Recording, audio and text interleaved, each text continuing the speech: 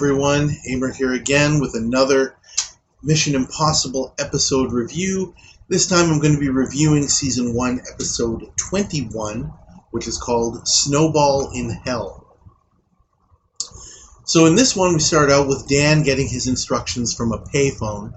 The mission is to dispose of a sample of cesium-138, which has been stolen by Gerard Sefra, jail warden of an infamous tropical jail. Apparently this cesium-138 can be used to make nukes. Can't help but roll my eyes a little bit at that. And the IMF must also make sure that its secret is lost. So the usual team is selected, including Barney and Willie, who get color pictures for their dossiers. Finally, it's about time. So the IMF has a look in the apartment scene, where they see a robotic unit that Barney has created. It propels itself. It has a small refrigeration unit.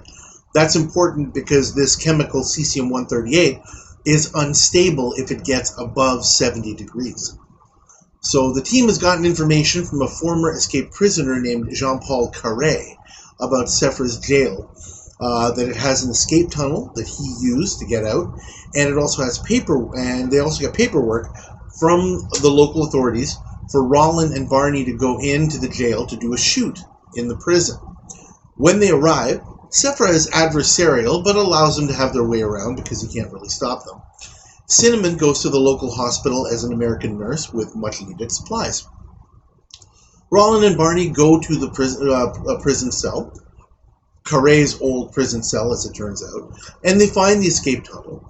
Sefra shows up in his old uniform, removing the exit ladder from the cell so that the visitors can really get a feel for what the old prison was like and the feeling of really being trapped down there. He's just kind of playing with them a little bit, but it's a little uncomfortable there for a moment.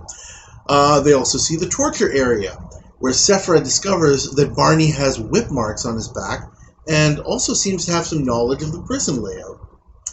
He leaves the two to go back to his office. He goes through his files and he finds a picture of Carré, who resembles Barney.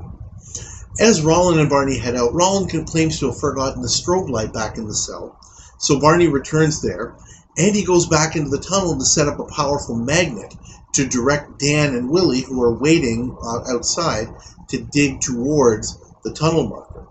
Sefra finds Barney and hints that he doesn't buy the story about the lost strobe light and demands to know what's really going on. Dan and Willie make their way into the jail through their tunnel, while Rollin goes to the hospital and sets himself up in a refrigeration suit, preparing some boxes in the hospital storage area. Dan sabotages the prison's generator, and he and Willie leave through the tunnel, covering their tracks. So Barney at this point confirms Sefra's suspicions that he is Carré, and is taken to the office for intense interrogation, including some whipping, after which he admits he returned to kill Sefra, who is flattered, but suddenly notices that the power is out. He panics because of the cesium, telling his guys to go find all the ice as they can as the thermometer in his freezer rises. At that point, Barney starts yelling and says he wants to go to the hospital, giving Sefra the idea he needs to keep the cesium cold. He hightails it to the hospital and, over the doctor's protest, puts his cooler in their cold storage and puts his guard Raph at the door to protect it. Rollin emerges to take the cesium and put Sefra's container in their robot. The generator is repaired. Sefra and Raph leave with the cooler. After learning that the generator failed because it was sabotaged with molasses, Sefra realizes there must be more going on. He looks in his container and finds the cesium missing. He confronts Barney about his accomplice Rollin and is told that Rollin and the cesium are in the escape tunnel, and Rollin is waiting until the search is called off. The robot is put in motion in the tunnel and turned from cold to hot as Sefra heads into the tunnel and Barney escapes from his cell.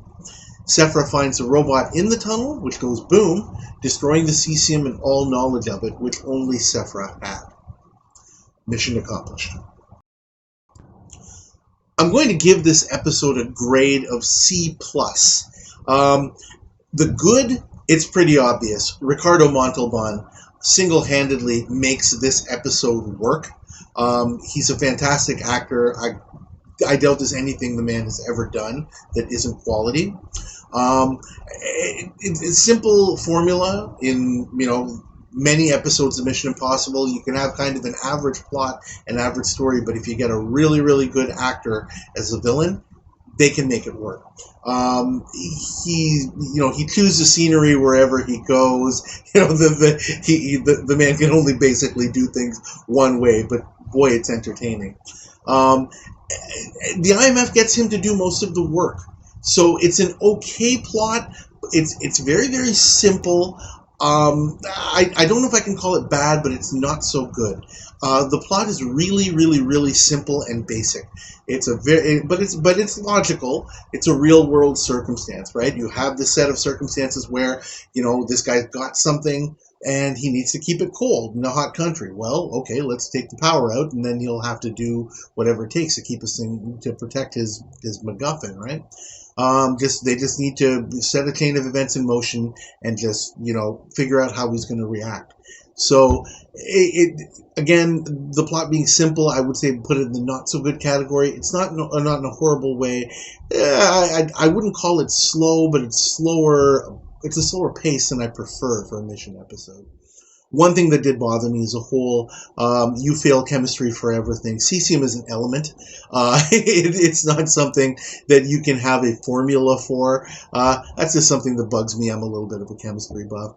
And Cesium-138, just for the record, by no means can it be used to do anything for a nuclear bomb or any sort of thing. It actually happens to be a byproduct of reactions that happen in nuclear reactors. But anyway, that's neither here nor there. So that was just kind of silly. It's like, okay, really, guys, you could have done a little bit better than that. But whatever. So again, I'll stick by my grade of C+, and let's leave it at that for this episode. Thank you again for watching. Please like this video. Please subscribe to my channel. And leave comments if you disagree or agree with what I'm saying. I'd love to hear from fellow fans. Thank you again for watching, and I'll see you next time.